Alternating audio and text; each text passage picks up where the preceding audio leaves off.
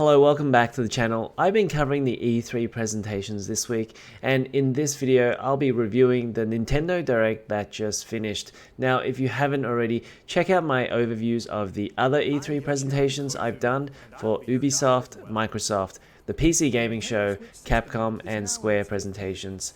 Okay, if you like this video, hit the like button and subscribe to the channel to get all my gaming videos. And we have a Discord server now, so come along and join us there, and I'll leave a link in the description below. So, as per usual, Nintendo with its Direct makes a lot of very short, concise announcements, and we'll be covering the key ones today in this video. The full Direct is not actually very long, so it is a very watchable presentation, so I recommend you guys go and check that out. But in this video, I thought I would give you my personal take on what I liked and didn't like from the presentation. Nintendo started with announcing a new Smash Bros. Character, Kazuya Mishima from the Tekken series, which as a casual Nintendo fan, I have to say it's a little bit uninspired, or perhaps they're just running out of characters to choose from. I personally would have gone with Kazuma Kiryu, but for whatever reason, Toshihiro Nagoshi, the director of the Yakuza series, just doesn't want anything to do with the Switch. But back to Kazuya, he seems to play just like in Tekken, so as a really casual Smash Bros. Player, he doesn't really seem like he has a lot of interesting reasons to pick him, so perhaps more advanced players will enjoy using him. Nintendo next announced Mario Party Superstars, which looks to be a Mario Party sequel, or at the very least a compilation of minigames from past Mario Party titles, with over 100 minigames. Mario Party is one of our family's favorite games, and for us, co-op games like Mario Party, Mario Kart, and Smash Bros. Is what makes the Switch a really fun console to play on. Mario Party Superstars will be out later this year. One of the big surprises was next, and Nintendo finally unveiled the 2D Metroid game that fans have been asking for well over 19 years. That was the last time Nintendo released a Metroid game, Metroid Fusion, for the Game Boy Advance, which I still have my copy of. So the new game is called Metroid Dread, and the game plays up to its title. From the little they showed, it seems like it plays exactly like the old Metroid, where you unlock gadgets which help you unlock more new areas of the map. I'm sure you all know how these 2D Metroidvania titles work. We'll have to wait and see if Metroid Dread adds anything new to the formula. The game will be out soon on October the 8th, 2021. Nintendo also unveiled a new Warioware game, Warioware Get It Together. Warioware games have a ton of minigames in them, usually with a lot of humor sprinkled throughout. The aesthetic is very different to Mario Party, where that game uses a much cuter art style and design, and WarioWare focuses more on being mischievous and cheeky, befitting of Wario himself. It's not a secret many Nintendo fans have been begging Nintendo to release Persona 5 onto the Switch. Well, Nintendo must not have heard correctly, because Shin Megami Tensei 5 is coming out for the Switch. SMT is of course the mainline games, while Persona was the spin-off game, which somehow ended up being more popular than SMT. With that being said, SMT 4 did come out on the 3DS back in 2013, so it's kind of fitting SMT 5 comes out on the Switch.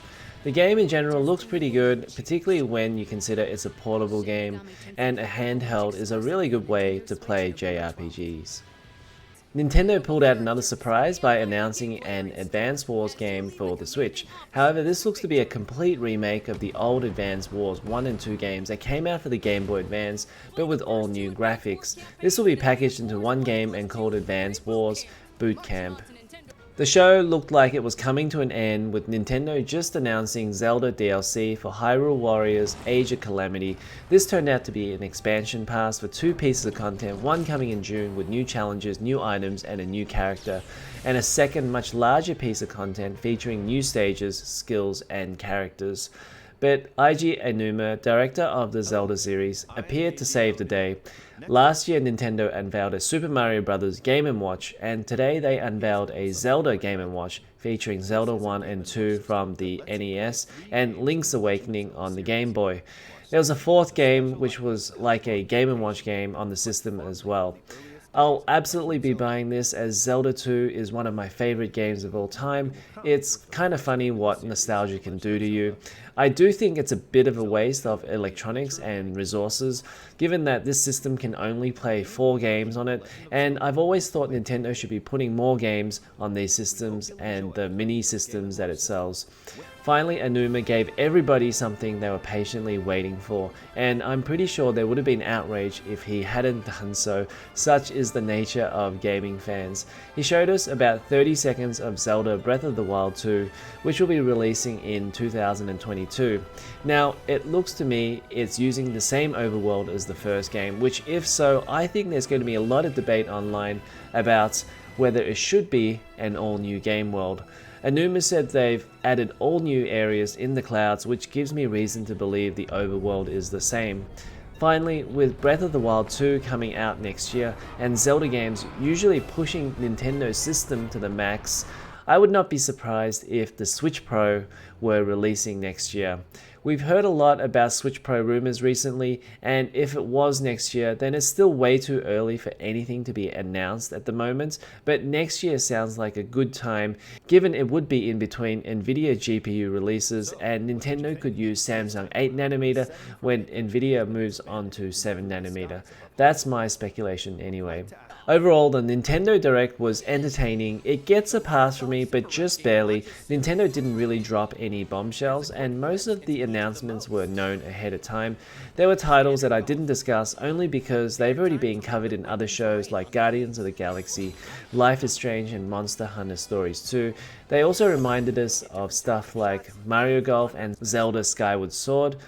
The biggest surprises were Metroid Advance Wars and Zelda Game & Watch, and some of their biggest franchises like Mario Kart and Animal Crossing didn't even get a mention. Alright, well, I hope you've enjoyed my coverage of the E3 presentations. If you haven't yet, go check out my recaps of the other presentations, including Ubisoft, Microsoft, the PC Gaming Show, Capcom, and Square presentations. I may or may not release a video for Bandai Namco, which will be tomorrow, but if I don't, I will probably do a recap video on E3 as a whole. So until then, if you like this video, hit the like button, subscribe for more gaming videos like this, and I'll see you in the next one.